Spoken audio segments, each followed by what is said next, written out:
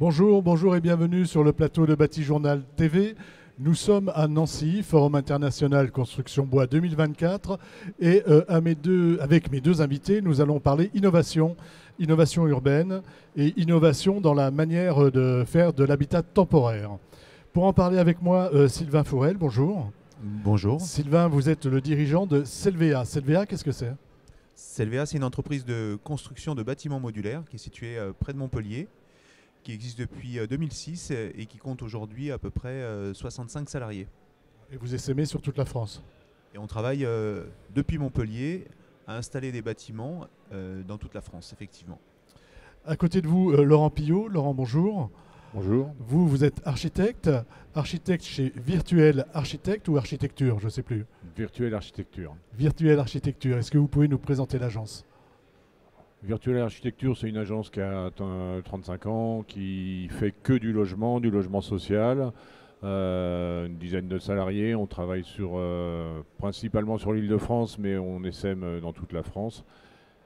Et puis, on a une spécialité vers le bois. On travaille beaucoup le sujet bois et aussi le sujet modulaire et modularité des bâtiments, avec Selvéa notamment. Avec Selvéa notamment. Et donc, on va voir qu'ensemble, et avec d'autres, vous avez travaillé à un projet qui s'appelle Toit temporaire urbain. De quoi s'agit-il ? Je ne sais pas si c'est Sylvain qui nous le présente. Alors, Toit temporaire urbain, c'est en fait le premier partenariat d'innovation qui a été conclu entre un groupement de commandes et un groupement d'entreprises que nous sommes dans le monde du bâtiment. Donc, dans les années 80, c'est ce type de partenariat d'innovation qui a conclu à la SNCF de faire concevoir, par exemple, les TGV à la société Alstom.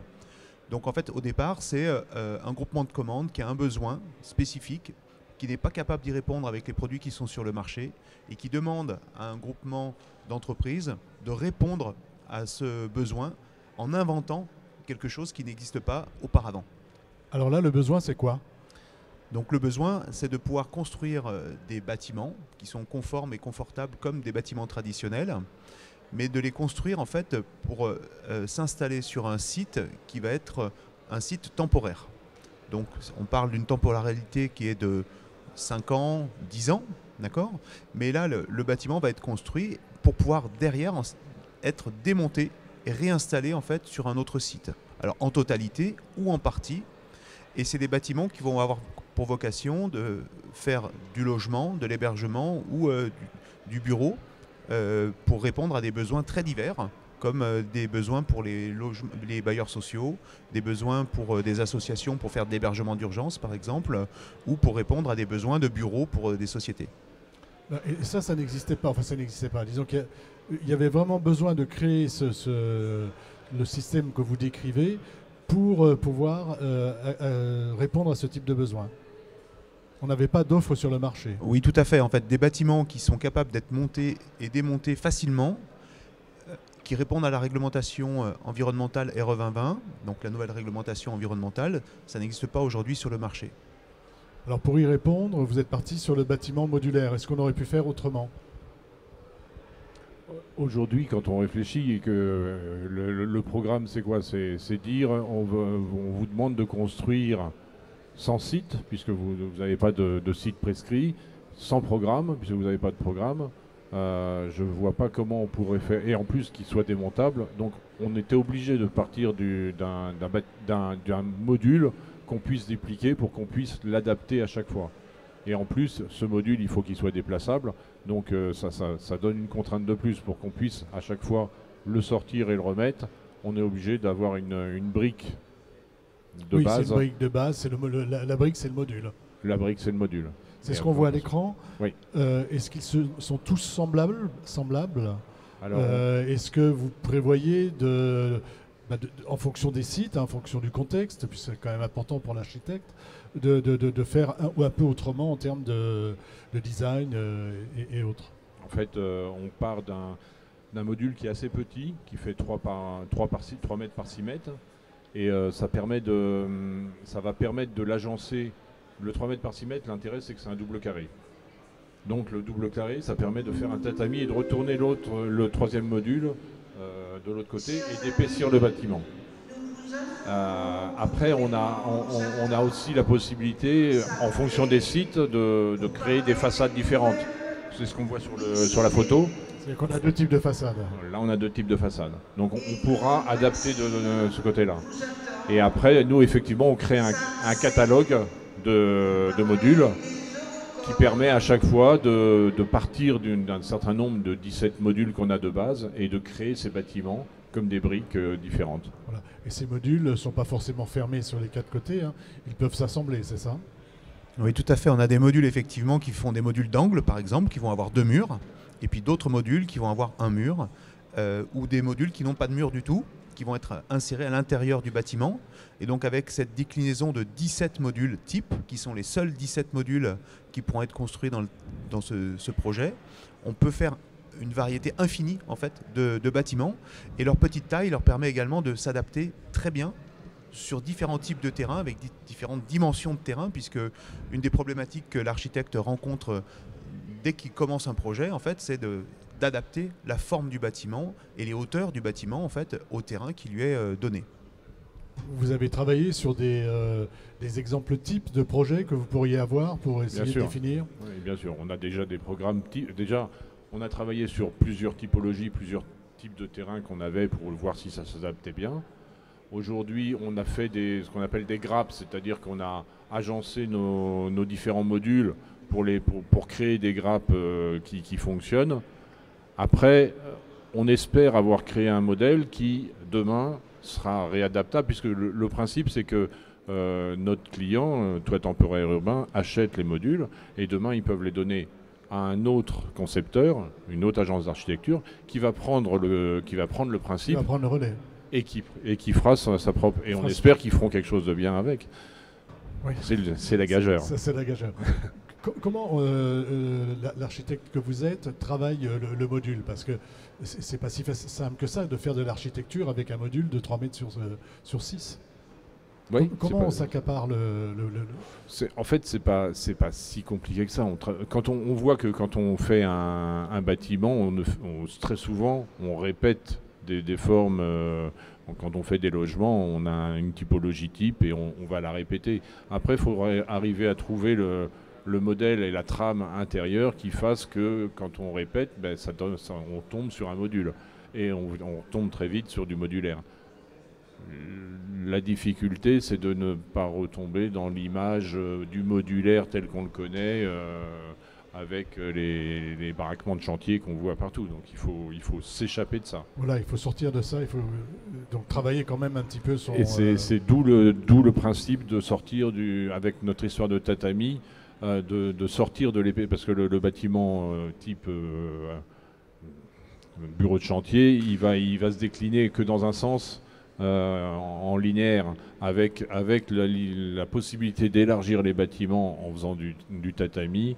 On vient recréer de l'épaisseur, on vient recréer des dents creuses, on vient recréer des volumes et on vient recréer un peu d'architecture.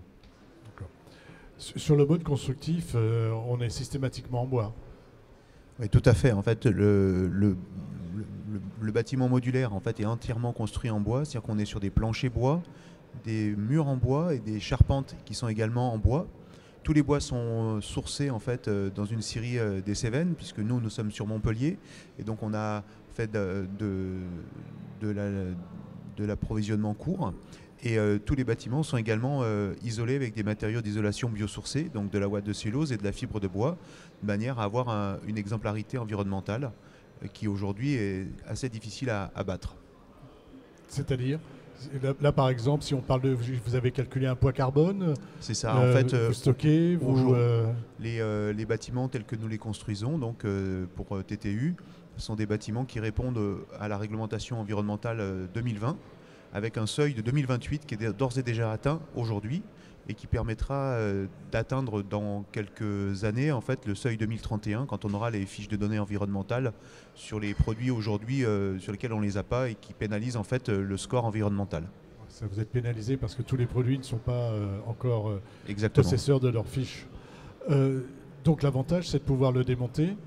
Et si je le remonte en 2030 ou 2035, il sera déjà réglementaire.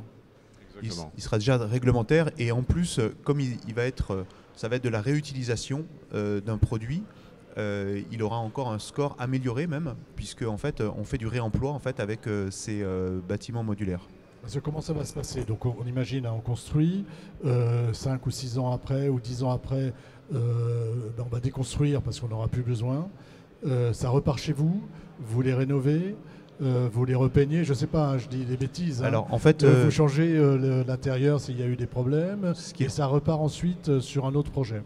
Voilà, ce qui est le plus probable en fait, c'est que les premiers bâtiments qu'on va monter, quand ils vont être démontés, ils vont être réemployés, pas en totalité, mais probablement en partie, pour construire d'autres bâtiments qui auront peut-être rien à voir même en termes d'usage, puisqu'en fait les bâtiments en fait, sont assez flexibles en termes d'usage. Et donc ce qu'on va devoir faire en fait, c'est surtout en fait, les inspecter pour pouvoir être sûr qu'on va pouvoir les réemployer. Et puis derrière, en fait, on va les transporter directement sur le nouveau site après cette inspection pour pouvoir les remettre en service avec essentiellement un coup de peinture, un nouveau revêtement de sol pour être conforme et permettre de repartir en fait, sur une nouvelle utilisation de 5 à 10 ans. Aujourd'hui, on en est donc à la phase, on a terminé, vous avez présenté le premier module au printemps, enfin non, à la fin de l'hiver, c'était quand? Je ne me souviens plus. Alors on a présenté en fait le prototype que l'on voit donc à l'écran fin 2022 et on a terminé complètement les études de conception en septembre 2023. Et donc là, on va démarrer en fait la deuxième phase du projet qui va consister à produire en fait des modules pendant 4 ans à raison de minimum 200 modules par an, donc soit une totalité de 800 modules qui seront installés un peu partout en France. Ces 800 modules serviront aux différents projets. On a un premier projet sur la ville de Stein pour un centre d'hébergement qui est, bon, le permis de construire est déjà obtenu, enfin est passé, obtenu et maintenant on va commencer, c'est le premier projet qu'on va faire qui devrait, j'espère, se faire à l'automne prochain. Et qui sera livré en début d'année prochaine. Livré en début d'année prochaine. Donc rendez-vous l'année prochaine? Exactement, pour le forum. Pour les premières images du chantier quasiment abouti normalement. Écoutez, merci messieurs d'être venus nous parler donc, du toit temporaire urbain, construction modulaire temporaire, mais aussi travailler au plan de l'architecture.